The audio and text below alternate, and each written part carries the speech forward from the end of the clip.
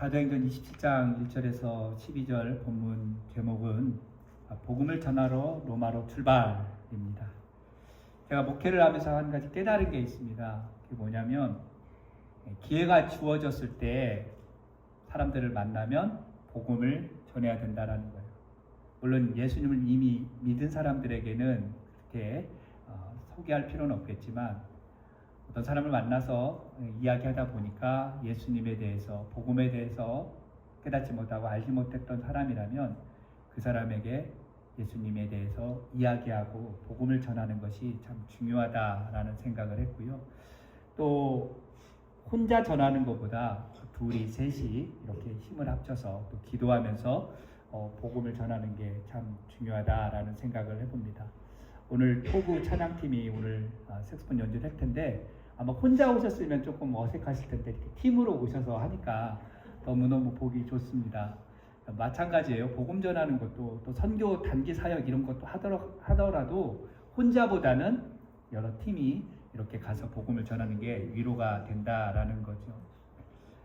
제가 또 사도행전 우리가 계속해서 보는데 이제 거의 끝물이잖아요. 27장 왔고 28장 이제 마무리가 되는데 이렇게 읽다 보니까 참 귀한 것들이 무엇이었냐면 사도 바울이 복음을 전할 때 혼자 전한 것이 아니라 항상 보면 동역자가 있었다라는 거예요. 참 귀하고 아름답게 생각을 했어요. 또 사도 바울이 곳곳에 가서 복음을 전할 때 물론 어려움도 있었지만 가는 곳마다 교회가 세워지고 또 가는 곳마다 예수를 믿는 그런 사람들이 생겨지고 세례를 주고 그렇게 하나님 나라와 복음이 곳곳에 세워지는 것을 보면서 참 귀하고 복되다. 그러면서 은혜를 많이 받고 우리 미드타운 한인교회도 지금 연약하지만 이곳에 하나님께서 교회를 세우셨으니 이곳에 많은 사람들이 예수를 믿고 하나님 백성 되는 그런 축복의 놀라운 일들이 우리 교회를 통해서 있었으면 좋겠다라는 생각을 하며 사도행전을 계속해서 읽었습니다. 하나님께서 세우신 어떤 섭리와 계획이 있는데요. 그게 뭐냐? 복음이 이 땅 가운데에 전파되도록 역사하시는 거였어요. 그래서 그 계획이 순탄하게 진행되었으면 좋겠는데 그러지 않았다라는 거예요. 사단은 그 하나님의 복음이 이 땅에 전해지지 못하도록 모든 환경을 다 총동원했다라는 거예요. 그래서 사람을 통해서 또 자연 환경을 통해서 또 여러 가지 문화를 통해서 복음이 전하지 못하도록 오히려 복음이 변질되어서 전해지도록 그렇게 끊임없이 지금도 그렇게 역사하고 있다라는 거예요. 그러나 하나님의 섭리와 그 계획은 그것을 뚫고서 계속해서 복음이 이 땅 가운데 전해졌다라는 거예요. 사도 바울이 1차 전도여행, 2차, 3차 전도여행을 겪으면서 그때마다 고난이 있었습니다. 그리고 우리가 이미 살펴봤지만 그 전도 3차 여행 끝나고 나서 5번에 걸친 재판 또는 변론이 있었죠. 왕 앞에서, 총독 앞에서, 그리고 공회 앞에서 이렇게 5번의 그런 변론을 통해서 그렇게 복음을 전했죠. 그럴 때마다 아마 사단은 보이진 않지만 사단은 사람을 통해서 여러 가지 환경을 통해서 사회적 문화를 통해서 복음을 전하지 못하도록 그렇게 방해했다라는 거예요. 그런 계략을 펼쳤죠. 그 중에 한번 대표적인 것이 우리가 이미 살펴보았습니다. 바울이 죽기 전에는 먹지도 마시지도 않겠다라고 하는 수십 명의 사람들이 있었죠. 그리고 복음을 전한다는 이유로 돌에 맞아 죽을 뻔도 했습니다. 그렇죠? 많은 사람들이 거짓으로 바울을 고소했습니다. 그럼 폭언과 폭력 가운데 그런 시달리면서도 한 번도 바울은 포기하거나 낙심하지 않고 그럴 때마다 기도하면서 그 복음에 대한 열정, 그 충성을 놓치지 않고 언제나 기회가 주어지면 사람들을 만나면서 복음을 전했어요. 그 사람들이 유대인이든 로마인이든 이방인이든 상관없이 어떻게든 왕이든 총독이든 계속해서 기회가 주어지면 복음을 전했다라는 거예요. 자, 이제 우리가 오늘 읽은 본문도요. 사실은 복음을 전하는 내용은 나오질 않죠. 이 내용이 사실은 굉장히 중요한 내용 중에 하나입니다. 바울이 이제 로마로 가기를 원하는 그 마음 가운데 또 네가 로마에 가서 복음을 전할 것이다 라고 하는 예수님의 그 음성을 들어서 그것이 실현되는 첫 단추, 첫 출발점이 오늘 사도행전 27장이 된다라는 거죠. 그런데 로마로 가는데 평범한 심의로 가는 것이 아니라 우리가 잘 알듯이 죄수로 이동하게 되는 거예요. 그래서 죄수로 가지만 그 마음 가운데는 낙심이 아니라 좌절이 아니라 내가 이제 로마로 가는 거야. 예수님이 말씀하셨던 그 일을 내가 이루겠구나. 가서 복음을 전하고 이미 믿는 사람들이 그 로마에 있는데 그 사람들을 만날 수 있겠구나라고 하는 희망을 가지고 이 배에 올라탔다라는 거죠. 그래서 오늘 이 본문을 통해서 바울이 그 마음 가운데 어떤 것들이 있는가, 그리고 그 상황은 어떠했는가, 이걸 한 3가지 정도로 살펴보겠습니다. 먼저 복음을 전하는 그 바울의 마음 가운데에는 기쁨이 있었고 도전이 있었어. 그러나 환경은 그렇지 않았다라는 거예요. 즉, 그러나 복음은 그 환경을 구애받지 않고 계속해서 나갔다라는 거예요. 자, 바울이 제수의 신분으로 배를 타고 갔죠. 로마 이동이 시작이 되었습니다. 그런데 그 바울이 복음을 가지고 가는데 자연의 위력이 가로막았다라는 거예요. 그래서 조금씩 늦어지는 느낌을 오늘 본문을 읽으면서 우리가 알 수 있습니다. 여러분들이 보시면 알겠지만 4절 말씀에 보면 맞바람이라는 것도 있고요. 또 7절에 배가 더디 여러 날 간신히, 그리고 간신히 그 연한을 지나 또 여러 날이 걸려, 이렇게 보면 순탄하게 로마로 가는 건 아니었던 것 같아요. 계속해서 항해에 어려움이 있었다는 거예요. 바람이 있었고요. 우리가 알듯이 당연하겠지만 로마로 가는 길은 육로와 해로가 있었겠죠. 그러니까 바닷길을 택했던 이유 중에 하나가 뭐냐면 아무래도 육로로 가는 것보다 바다로 가면 더 빨랐기 때문에, 그래서 해당 조건만 맞으면 쉽게 로마까지 갈 수 있었기 때문에 아마 이렇게 바다를 택했던 것 같아요. 물론 폭풍을 만나면 어려움을 겪었죠. 때로는 침몰하는 경우도 종종 있었겠죠. 우리가 다음 주에 보게 될 본문에 보면 유라굴로라고 하는 폭풍도 만납니다. 바다에서 태풍을 만난다라고 하는 것은 목숨을 건 그런 항해가 되겠습니다. 거기에 보면 다음 주에 보겠지만 침몰 직전까지 가거든요. 그러니까 자연의 힘 앞에서는 아무리 인간의 노력도 힘을 쓸 수가 없는 거예요. 그래서 인간의 지혜와 힘과 여러 가지가 있어도 이 자연이 허락하지 않으면 그때 당시 2000년 전에는 굉장히 어려움을 겪게 된다라는 거죠. 사실은 2000년이 지난 지금도 쓰나미가 한번 오면, 태풍이 오면 어려움을 겪잖아요. 우리가 유튜브나 영상들 잘 보면 일본에서 10여 년 전에 이렇게 쓰나미가 몰려가지고 막 차까지 막 쓸려나가는 그런 모습들. 아무리 인간의 힘이 대단하고 과학이 발달해도 자연의 그런 위력 앞에서는 그렇게 소수묵책이었다라는 거죠.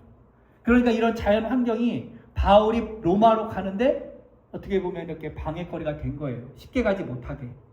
그러나 그런 자연 환경이 막힐지라도 복음을 전하는 바울의 입장에서는 그것이 문제가 되지 않았다라는 거예요. 복음을 전할 때 사막을 지나 또 강이 또 산이 이렇게 가로막혀 있어도 결국에는 복음은 전해진다라는 거죠.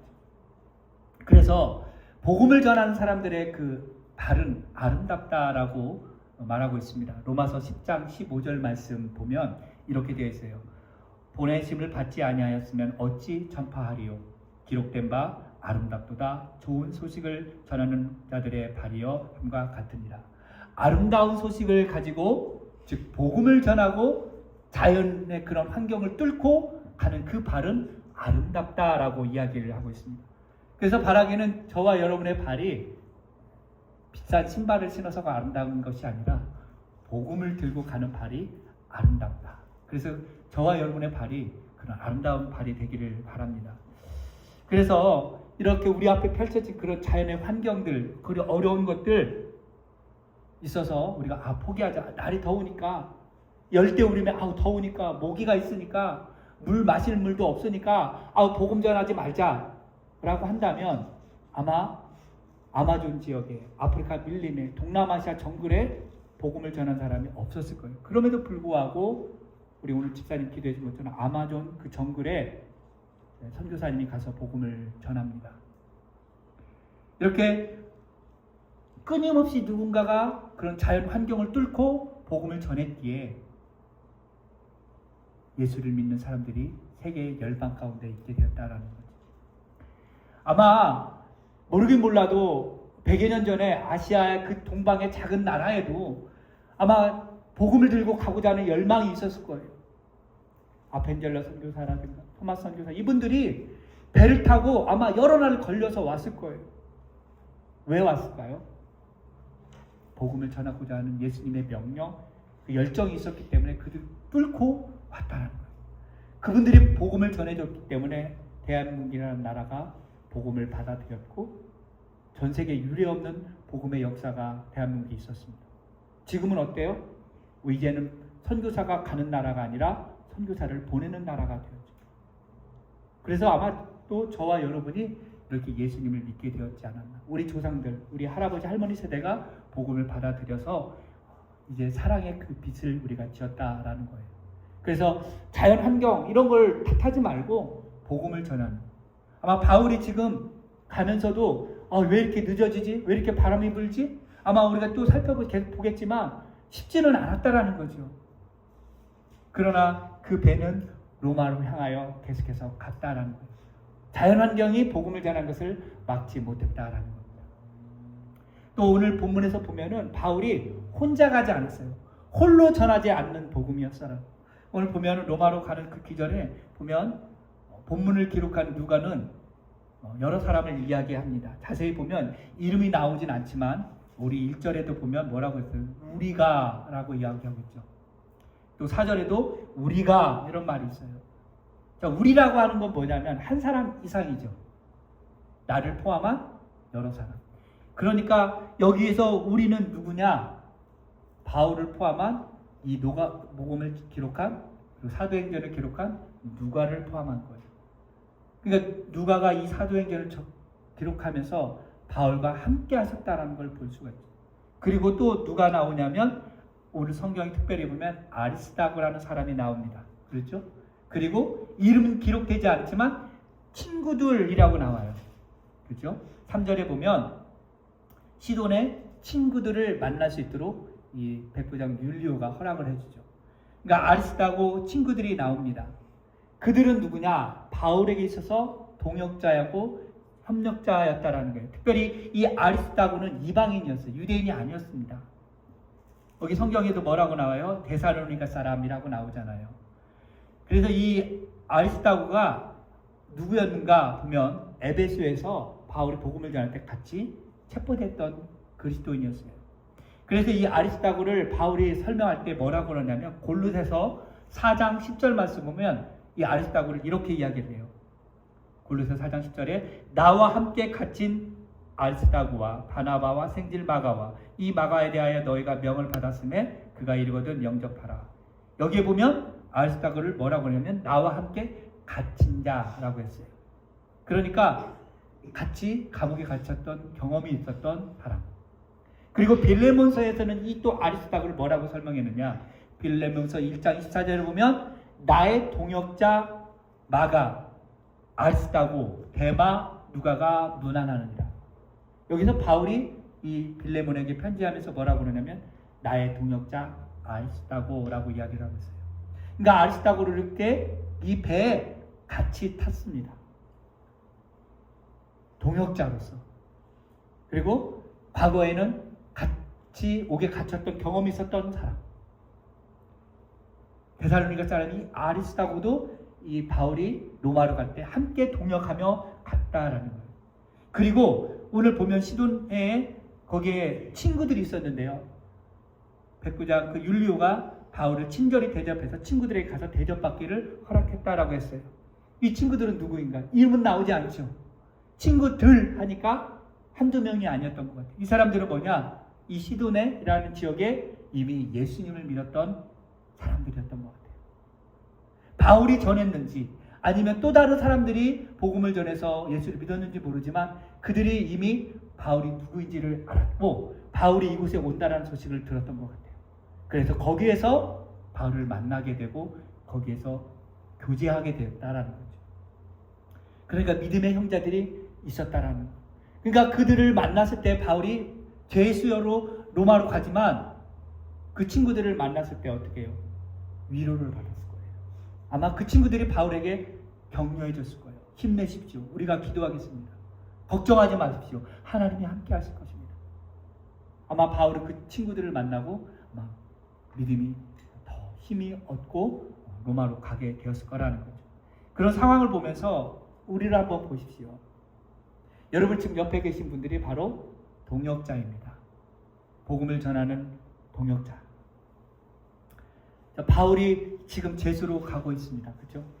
그런데 우리는 바울처럼 묶여있진 않잖아요. 자유롭잖아요.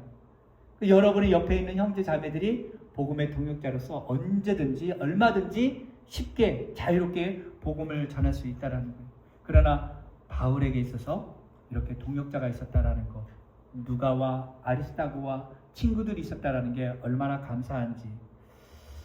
그래서 바울이 생각할 때 참 바울 좋겠다. 혼자가 아니라 누가도 있고 아리스타고도 있고 또 친구들도 있고 참 좋은 사람들을 붙여주었구나 라는 생각을 하는데, 저도 그러면서 하나님이 이 미들타운에 정말 믿음의 사람들을 나에게 붙여주셨구나, 동역하는 사람들을 붙여주셨구나, 그런 감사한 마음들이 생겼습니다. 그러면서 바울이 한편으로는 부럽기도 했고 또 바울을 동역해주는 사람들이 부럽기도 했습니다. 한 이야기가 있어요. 제가 한번 이런 이야기를 해보면 여러분 좀 생각해 보시면 좋겠어요. 어떤 깊은 산속에 여우가 먹을 걸 찾아서 이렇게 돌아다니다가 사냥꾼이 쳐놓은 올무에 걸렸습니다. 그래서 여우가 그 올무를 걸려서 도망치려고 발버둥 치는데 안 돼요. 근데 마침 그때 사냥꾼이 딱 온 거예요. 그래서 사냥꾼이 보고 여우를 데려가지 않고 그냥 놔뒀어요. 왜? 그날따라 사냥꾼은 사슴도 잡았고 멧돼지도 잡은 거예요. 그러니까 여우는 눈에 들어오지 않는 거예요. 여우를 놔두고 갔습니다. 여우는 살아남으려고 발버둥 치는 게 안 돼요. 그 시간이 며칠이 지났어요. 근데 이 사냥꾼이 가만히 생각해보니까 그때 그 올무에 걸렸던 여우가 생각이 난 거예요. 그래서 이 여우가 어떻게 됐지? 그래서 가서 보았습니다. 아마 여우가 죽었을 거야. 또 갔는데 여우가 더 팔팔하게 살아있더라는 거예요. 왜 여우가 이렇게 힘있게 살아있지? 그리고 가만히 있는데 한쪽에서 푸시럭푸시럭 소리가 나더래요. 그래서 뭐지? 하고 이제 이렇게 멀리서 떨어져 지켜봤더니 호랑이 한 마리가 어슬렁어슬렁 오면서 여우에게 다가오더래요. 그래서 사냥꾼 여우가 호랑이 잡아먹겠나? 그러고 있는데 호랑이 입에 고기 덩어리가 하나 딱 물려있더래요. 그리고 여우 앞에다가 탁 놓고 호랑이가 가더래요. 그래서 여우는 그 호랑이가 놓고 간 고기를 맛있게 먹더랍니다. 그래서 이 사냥꾼이 보면서 호랑이가 여우를 도와주네. 참 여우가 참 행복한 그런 여우구나. 그러면서 좀 흐뭇해하면서 참 호랑이에게 고맙다 이런 생각을 하게 됐다라는 거예요. 그러니까 여러분 이 이야기가 실제 있었던 이야기는 아닙니다. 여러분 생각했을 때 여우가 행복했을까요? 아니면 호랑이가 행복했을까요? 아마 그냥 단순하게 생각하면 여우 행복하네. 호랑이가 먹을 것도 갖다 주고 이렇게 생각할 수도 있죠. 근데 그 이야기를 제가 읽으면서 여우보다는 어쩌면 호랑이가 더 행복했지 않았을까라는 생각을 해봐요. 자기보다 연약하고 지금 묶여있는 그 여우를 돕는 호랑이. 아마 여우가 호랑이가 갖다 준 음식을 먹으면서 보면서 호랑이는 아마 흐뭇했을 거예요. 나 때문에 네가 또 살아있구나. 그리고 사냥꾼 입장에서는 호랑이를 보면서 참 좋다. 여우는 행복하겠구나. 이런 생각을 했다라는 거죠. 저는 이 이야기를 보면서 잠깐 이 바울의 모습과 조금 비슷하다라는 거예요. 지금 바울은 죄수로 있잖아요. 그리고 백부장 율리오가 시돈에 풀어지면서 친구들 만나라고 친절을 베푸잖아요. 그러면서 아마 그것을 봤을 거예요. 바울은 친구들에게 이렇게 또 위로를 받고 격려를 받고 도움을 받는구나. 그리고 친구들은 바울을 위로해주고 이런 모습 보면서 이 이야기가 생각했을 때 그러면 우리는 행복한 여우가 될 것인가? 아니면 여우를 돕는 호랑이가 될 것인가? 사냥꾼을 제쳐두고. 저는 이런 걸 보면서 이왕이면 행복한 여우보다 행복을 전해주는, 나눠주는 호랑이가 되었으면 좋겠다는 생각을 해봤어요. 누군가가 도와줘서 도움을 받는 사람보다는 누군가를 도와줄 수 있는 사람, 그런 사람이 좀 되었으면 좋겠습니다. 이것을 세상적으로 보지 말고 복음적인 입장에서 봤을 때 저와 여러분이 복음이 필요한 사람들에게 복음을 나눠주는 사람, 그래서 그들이 그 복음을 듣고 살아나는 일들이 우리 가운데 있었으면 좋겠습니다. 마지막으로 하나 더 말씀드리면 이 복음을 전하기 위해서 또 바울의 어떤 경험이 유용하게 쓰여졌어요. 물론 선장과 그리고 선주 그리고 율리오는 그것을 받아들이지 않았지만 굉장히 바울의 경험이 유익했다라는 거예요. 그리고 성령을 통하여서 그 상황을 제대로 보게 했다라는 거죠. 무슨 말이냐? 로마로 가는 여정이 쉽지 않았습니다. 여기 보면 9절에 보면 금식절기가 이미 지났다라는 말을 하고 있어요. 로마 사람들에게 있어서 백부장 율리오나 선주나 선장은 금식절기가 지난 거는 아무런 상관이 없는 거예요. 무시해도 돼요. 그런데 누가는 이 기록을 한 이유가 있어요. 왜냐하면 유대인에 있어서 금식절기는 대속죄일이거든요. 그거를 달력으로 치면 언제냐? 그 절기가 9월 말에서 10월 초. 그러니까 이 누가가 지금은 9월 말에서 10월 초다 이렇게 적지 않고 유대인의 금식절기가 지났다라고 하는 건 뭐냐면 지금 절기가 9월 말에서 10월 초다는 것을 알려주려고. 왜 이것을 했느냐? 이때 기간이 역사에 의하면 그 지중해에는 항해하기가 그렇게 좋은 그런 기간이 아니라는 거예요. 그러니까 이 기간에 로마로 가는 그 뱃길은 폭풍이 일어나고 파도가 일어나는, 바람이 세게 부는 그런 지역이어서, 그리고 겨울이 시작되는 지역에서는 항해를 잘 안 하는 날이라는 것을 누가가 알려주려고 이렇게 기록했는 거예요. 그래서 바울이 그것을 알았던 거예요. 그래서 10절에 이야기를 하는 거죠. 뭐라고 이야기하죠? 10절에 바울이 일어나서 말하되 여러분, 내가 보니 이번 항해가 하물과 배만 뿐만 아니라 우리 생명에도 타격과 많은 손해를 끼칠 것입니다 라고 이야기를 하는 거예요. 하물, 그러니까 배에 실었던 어떤 물건들, 그리고 배, 그리고 여기에 탔던 모든 사람들이 위험할 수도 있습니다. 그러니 지금은 항해할 시점이 아닙니다라고 이야기를 하는 거예요. 바울이 예언적인 어떤 능력이 있어서 이런 것을 했을까요? 뭐 그럴 가능성도 있겠지만 이미 바울은요 1차, 2차, 3차 전도 여행을 통해서 계속해서 백길로 이동했기 때문에 그 경험들을 잘 알았다는 거예요. 아, 이때쯤 배를 타면 어려움이 있구나. 이것을 알았기 때문에 그것을 사람들에게 알려준 거예요. 백부장 율리오에게, 선장과 선주에게. 아마도 가만히 있었으면 되는데 아마 성령께서 또 이렇게 말을 하라고 지시했지 않았나라는 것을 생각해요. 그러니까 경험이 있었고 성령의 민감함이 있었기 때문에 모든 사람에게 유익을 주기 위해서 그것을 지금은 때가 아니니까 이동하지 말자라고 제안을 한 거죠. 그런데 어떻게 해요? 오늘 성경에 보면 백부장 율리오는 선장과 선주의 말을 바울의 말보다 더 믿더라. 그럴 수밖에 없는 것이 바울은 항해사가 아니잖아요. 그렇죠? 오히려 바울의 직업은 뭐예요? 텐트 만드는 사람. 바다에 대해서는 잘 모를 수도 있겠다라는 생각. 오히려 선주와 선장이 바다에 대해서는 더 전문가니까 바울이 그냥 일개 죄수가 이야기하는 거 그냥 흘려들여버리고 선주와 선장의 말을, 왜? 선주와 선장이 더 경험이 많기 때문에 그 사람 말을 믿었던 거예요. 그래서 출발을 했죠.